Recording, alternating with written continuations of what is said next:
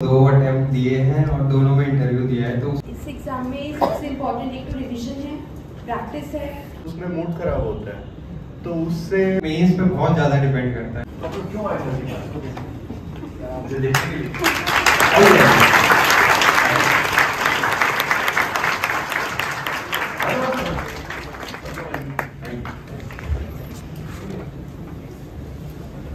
बहुत बहुत बधाई आपको। अब मैं आपको वो है माइक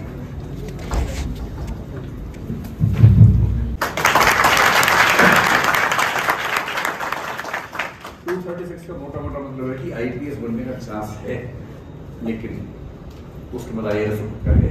आप जनरल से हैं? जी सर। हाँ, तो आईपीएस तो लगभग पूरे 225-30 के आसपास आईपीएस रहता है जनरल। वंदिता का रैंक 403 है, एक ऑप्शन जूलॉजी है। जो तीसरे मित्र है हमारे अनुज पंत है, उनका 315 रैंक है। तो इन तीनों साथियों का मीडियम इंग्लिश है। इन बच्चों में से अधिकांश का मीडियम हिंदी है, कुछ का इंग्लिश मीडियम भी है। ये 4 बच्चे विशेष रूप से आपका सम्मान के लिए यहाँ बैठे हैं।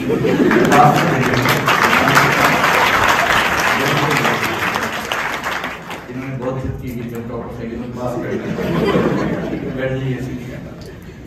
तो आप लोगों से गुजारिश ये है कि 1-2 मिनट में कुछ ऐसा मंत्र जो आपको लगता होगा तैयारी में सबसे महत्वपूर्ण है, वो इन बच्चों को बताना है।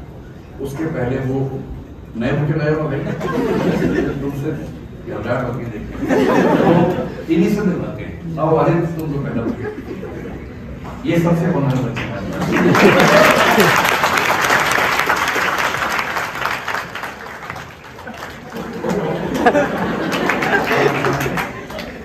अब आप आइए प्रियंका।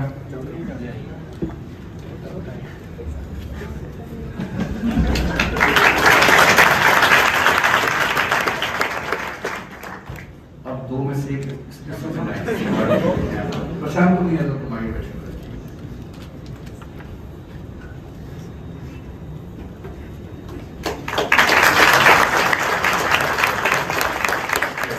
लेकिन बच्चों को मीडियम इंग्लिश ही है और ये स्पेशली है कि आप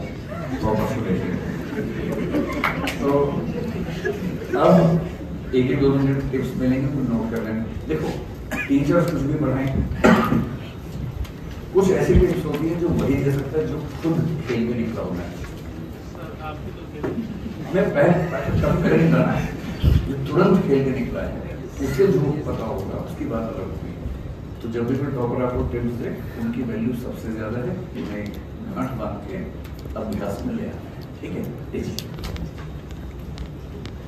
इस एग्जाम में सबसे इम्पोर्टेंट एक तो रिवीजन है, प्रैक्टिस है, और इसी चीज़ को गाइडेंस सबसे इम्पोर्टेंट है, क्योंकि कितना भी हम मेहनत कर लें वो सही अगर गाइडेंस में नहीं होगा तो फिर नहीं हो पाता है। और इसी चीज़ को बार बार डेली रिपीट करना है, डिसिप्लिन के साथ रिपीट करना है, और यही इस चीज़ का कोड यही है इस प्रिपरेशन का। ये हमारे मेंटरशिप प्रोग्राम में थी और दीपांशु मेंटर थे। दीपांशु बता रहे थे कि ये एक दिन पहले भी घबरा रहे थे कि होगा कि नहीं होगा। तो दीपांशु ने कहा था कि मुझे अपने अनुभव से अंदाजा है कि आपका सिलेक्शन जरूर हो जाए। यही बात हुई थी ना? और इनका सिलेक्शन हुआ है और आपका पहला मेन से पहला इंटरव्यू था ना?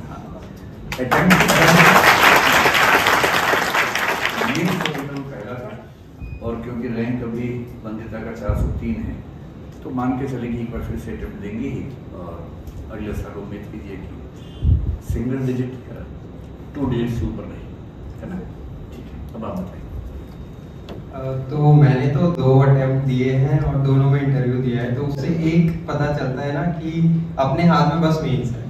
जितनी आंसर राइटिंग की प्रैक्टिस करके मेन स्ट्रॉन्ग करके ना कैसे भी वो 850 850 तक पहुंचा दो बस। क्योंकि इंटरव्यू कितना भी कोशिश कर लो, डी डे पे बहुत डिपेंड करता है। कितना भी प्रिपरेशन कर लो, ऐसा नहीं है बिल्कुल छोड़ देंगे, लेकिन कितना भी प्रिपेयर करो वो डिपेंड करता है। वहाँ लक फैक्टर थोड़ा सा ज्यादा है, पूरे एग्जाम में है, थोड़ा सा इंटरव्यू में ज्यादा है। तो मेरे हिसाब से तो मेंस को जितना स्ट्रॉन्ग कर सकते हो, प्रीलिम्स आफ्टर ऑल मतलब क्वालिफाइंग है, रह जाता है बहुत लोगों का, लेकिन मेंस पे बहुत ज्यादा डिपेंड करता है। ठीक है, तो जितना स्ट्रॉन्ग कर सकते हो करो आंसर राइटिंग। रोज कर सकते हो, एक हफ्ते में कर सकते हो, टेस्ट लिख के कैसे भी। ठीक है, बस यही है एक मेंस में वही खेलेगा, 850 मेंस में आ गया, हालांकि आसान नहीं होता, और 825 अगर मेंस में है और 175 इंटरव्यू में हो गया तो 1000 हो गए। कल हम ये समझ रहे थे कि 1000 नंबर किसी तरह से लाने हैं, और 1000 नंबर आते हैं 75 यानी कि प्रॉपर IAS जनरल से मिल जाता है। तो सार समझ गए, पूरी ताकत मेंस में जॉब में है, 825 850 के बीच में करा गए तो आपका काम लगभग खत्म। इंटरव्यू में 200 प्लस नंबर की गारंटी कोई दे नहीं सकता है, लेकिन हाँ अगर आप ठीक है तो 160 170 180 के आसपास तो मिल जाते हैं, उससे ऊपर मान के मुझे आ जाए तो अच्छी बात है। आप बताइए रजत।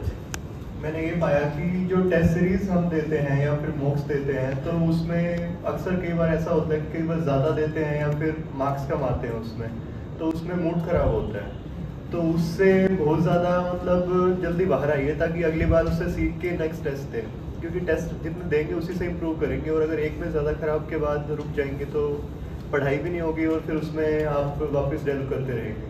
तो परसिवरेंस बहुत ज़रूरी है इसमें।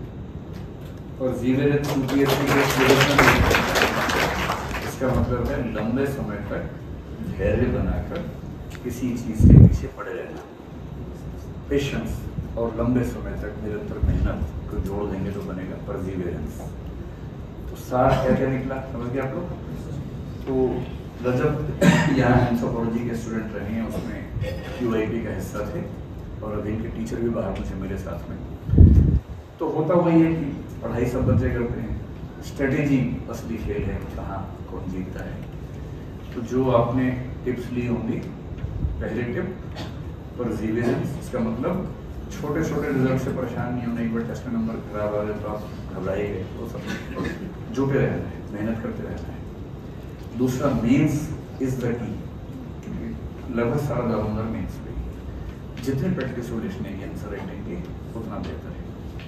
आपने जो बात बोली थी एक बार में कहना तो क्या कहेंगे? Discipline, guidance, practice, revision. Discipline, guidance, practice, revision. जब आप मेंटरशिप के लेवल पे आएंगे तो मेंटर्स आपको हेल्प करेंगे ही, तो उनसे लगातार पूछ के मेहनत करते रहना है डिसिप्लिन के साथ। और जब कोई गाइड करता है, आप मेहनत करते हैं, तो फिर सफलता इतनी भी मुश्किल चीज़ नहीं है, कोई ऐसी इम्पॉसिबल चीज़ भी नहीं है कि नहीं मिलेगी, मिलनी चाहिए उसके बाद, है ना। तो अब आप तीनों सफल अभ्यर्थियों का खुल के तालियां बजा के